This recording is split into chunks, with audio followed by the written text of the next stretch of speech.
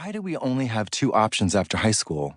It seems strange and kind of depressing that I must either become a janitor or go to Harvard. Is there no third option? She took a long drag of her Cuban cigarillo, blew it at the glass of the unopened window, slowly craned her neck back at me, and after a long, exasperated sigh said, "Listen, honey, if I had all the answers, then I'd know why the back seats of all my Beamers are filled with dead birds." I was stunned silent until she threw a mop at me and said, "Get the fuck out of here. You'll never get into Harvard." Like most mysterious oracles, she was weird, and she was right. One of the most fascinating things about people is that they are all made up of so many different things. And I'm not talking just about blood, phlegm, bile, and pizzazz. I'm talking about the things that make you, you, and the other stuff that makes me, me, not to mention the entirely different sack of whatever that makes Shakira, Shakira.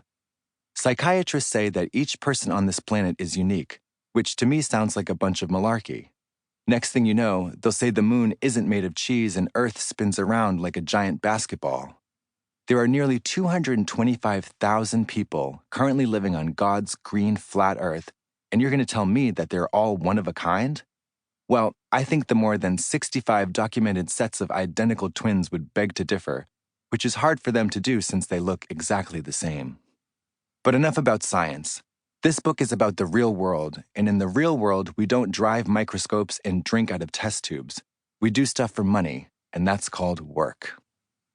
To get you on the right path, we need to identify just what kind of stuff it is that you like and what types of things you could be good at. You've probably heard of aptitude tests before, and maybe you've even taken one.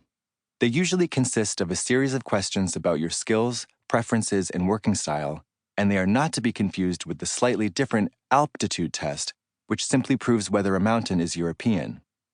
The results are designed to indicate which fields you are suited to based on your answers. Unfortunately, there are many problems with these tests.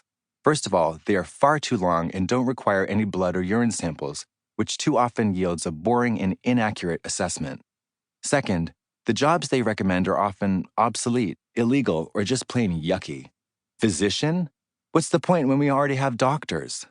That's why I came up with this ingenious, foolproof, all-encompassing aptitude test for the modern working girl. Question 1. Choose the activity that appeals to you the most. A. Solving problems with oldies. B. Vehicular manslaughter.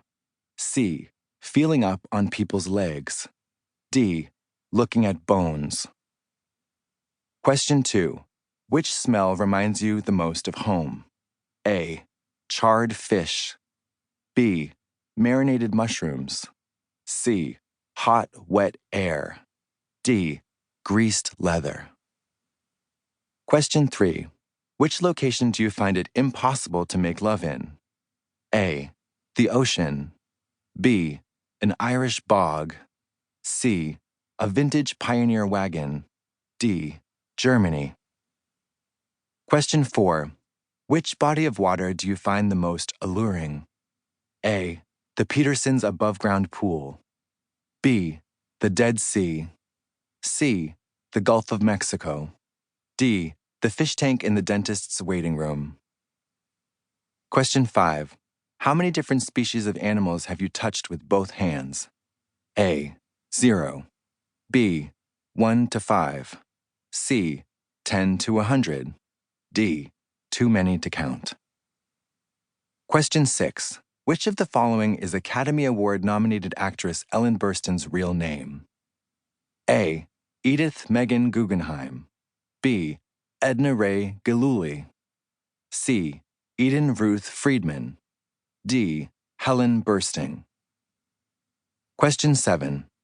If Stephanie is traveling westward at 25 miles per hour for a job interview at 4 p.m., and she leaves her house at 2 p.m., but her car runs out of gas halfway to her destination, how does that make you feel? A. Angry. B. Buoyed. C. Hopeful. D. Despondent. Question 8. What did you have for lunch today?